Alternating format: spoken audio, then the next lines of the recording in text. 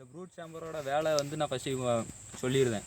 Fruit சேம்பரோட வந்து குஞ்சு தட்டு வைக்கிறது மட்டும்தான் அதோட வேலை. குஞ்சு தட்டு வந்து அதோட இனப்பெருக்கத்துக்கு மட்டும்தான். இதில் சப்போஸ் தேன் இருந்தாலும் நீங்கள் எடுக்கக்கூடாது. காரணம் இந்த தேனை எடுத்திங்கன்னா உங்களுக்கு கூடு வேஸ்ட் ஆகும், அதேமாதிரி ஒரு புளிப்பு தன்மை கொடுத்துரும் உங்களுக்கு தேன் ஸ்டோரேஜ் பண்ணிங்கன்னா. அதனால் இந்த இதில் இருக்க குஞ்சு தட்டை மட்டும் எடுத்துடக்கூடாது. இந்த கீழே இருக்கிறது அடிப்பலகை. இந்த அடிப்பலகை வந்து நம்ம எப்பவும் வாரத்துக்கு ஒரு நேரம் க்ளீன் பண்ணியே ஆகணும். ஏன்னா இதில் உள்ள இந்த கெட்ரமிச்சில் அதுக்கு வேஸ்ட்டான பொருட்கள் நிறைய கீழே விழும். இந்த மெழுகுலாம் வேஸ்ட்டாகி கீழே விழும். அந்த மெழுகுலேருந்து ஒரு வகையான புழு உருவாகும். அதை நம்ம அப்போ க்ளீன் பண்ணிடணும். பார்த்தீங்கன்னா இதில் பார்த்தா தெரியும்.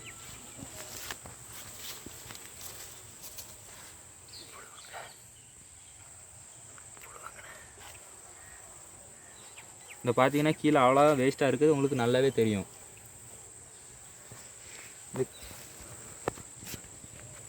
இந்த கீழே பார்த்தீங்கன்னா இந்த புழு வச்சுருக்கே தெரியுது. இந்த புழு நமக்கு கூட்டில் இருக்கக்கூடாது.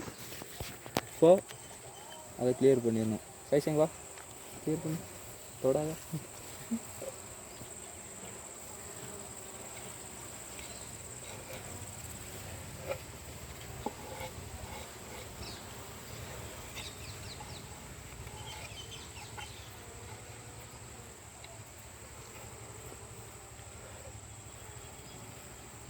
பண்ணியாச்சா?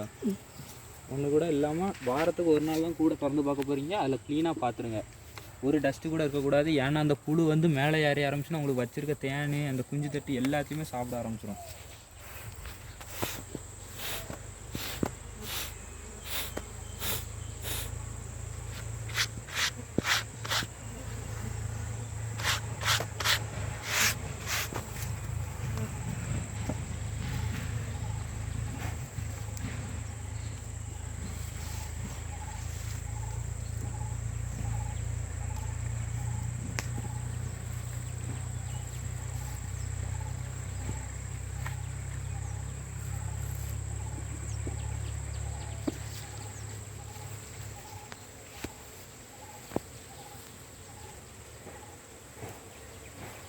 நம்ம இப்போ க்ளோஸ் பண்ணிடலாம். இவ்வளோ தான் ஒரு கூடை திறந்து பார்க்குறது. இதோட தான் கூட்டோட பராமரிப்பு இது. இவ்வளோ தான்.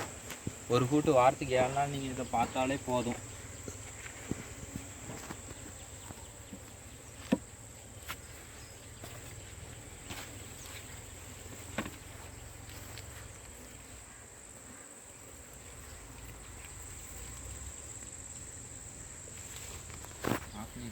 ஆஃப் பண்ணி